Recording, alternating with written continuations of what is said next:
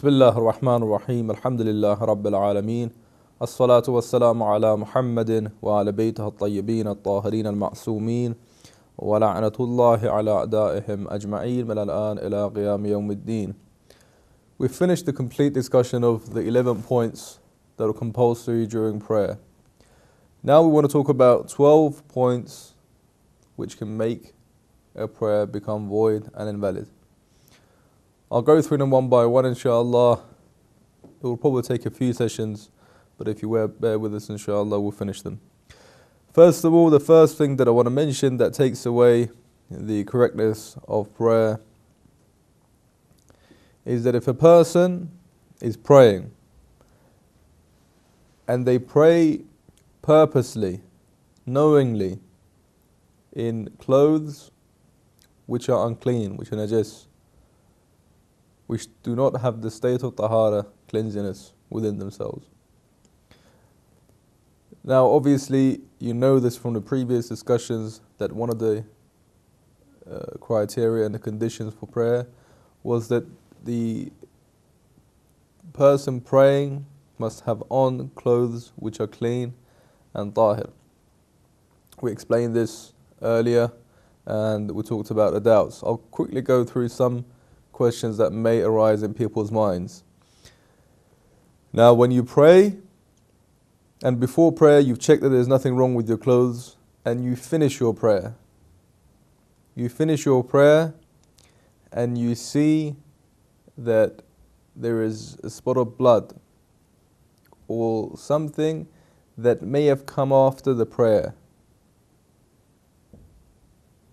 Sometimes you see that there is, for example, blood or urine, and you know it was there previous to praying, then you must repeat your prayer. But other times, for example, a spot of blood, you checked your clothes, there was nothing on there previous to the prayer. Now you look at it after prayer and you see there's a spot of blood on there. Obviously, if you don't remember, we'll say again, about the size of a finger band, that much blood is okay to pray with, whether it be on your clothes or on your body. Now, if it's larger than that, so if you see that amount, it's fine.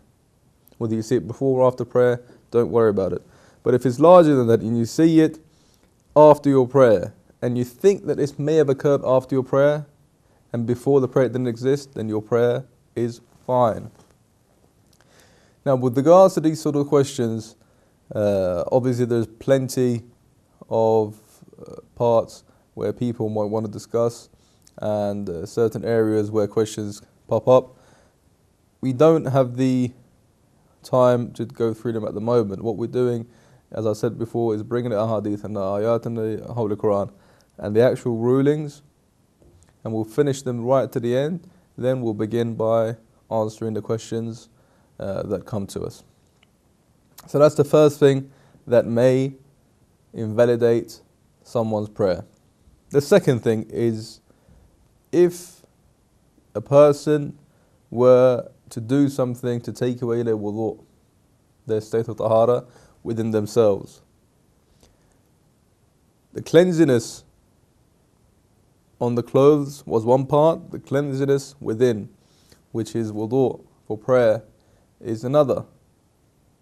Now, if this wudu was to be taken away, now we've spoken about the criteria and the conditions that one must take whilst taking wudu and how this wudu gets taken away. As an example, one of those is by urinating. If one were to urinate, their wudu becomes void and invalid. Now, if this were to occur during prayer, because you don't have wudu and there is no prayer without tahara, without wudu. Remember we talked about the riwayah la salata illa bitahur? It was a correct riwayah that we talked about, which says there is no prayer without cleanliness, without tahara. Well, this is the tahara going away now by urinating. So your prayer, as a consequence, becomes invalid and void. So you can leave, cleanse yourself, come back and repeat the prayer from the beginning. Again, anything else that takes away the tahara, we don't have to go through them one by one. I'm sure you know them or you can look them up. Another point, just to quickly mention, is if it's a person, that this occurs commonly, so it's not bad to mention it. If a person were to fall asleep whilst praying, either in the sujood, in the ruku', while standing, it doesn't matter. If you were to fall asleep, and by sleep, we mean sleep. We don't mean that you just close your eyes for just like a couple of seconds or a few seconds. No, actually sleep.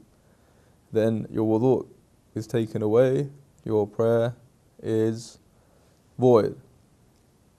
There are certain times when this particular sleep may not invalidate your prayer. For example, where you may have finished your prayer and you're sitting down and you sleep.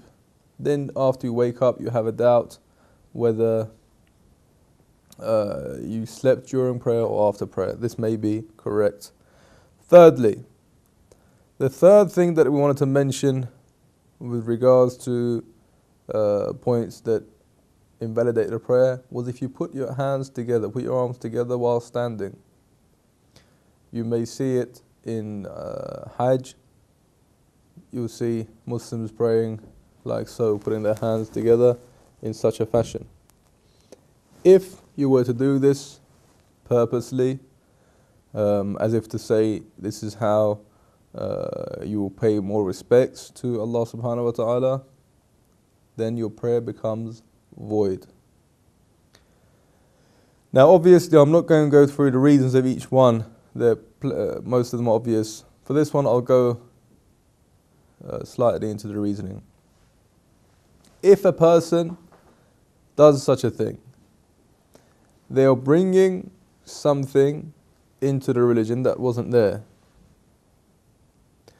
The Prophet, the A'imma, Al-Massoumian, peace be upon them, did not pray in such a way. Now, if one person was to do something against what Allah subhanahu wa ta'ala has asked us to do, this invalidates their prayer. It's as if you made yourself in a different shape and prayed. As this has not been given us as a ruling to follow, one cannot bring it into the religion. Therefore, it invalidates the prayer. The other point, the fourth point that I want to mention is related to this. So I'll mention it now, although we are running out of time. The fourth point to remember, again, it is similar to this one. It's saying Ameen after the Imam of the Jama'ah, the person reading the prayer, leading the prayer, says Surah Al-Hamd. Again, you may have seen this yourself or you may have seen it on television. Again, this makes the prayer becomes void. It's something that was not done and it invalidates the prayer. Reasoning to them, inshallah, we'll talk about it when we talk about the ideologies and also aqa'id, not in this particular session. Alhamdulillah Rabbil Alameen.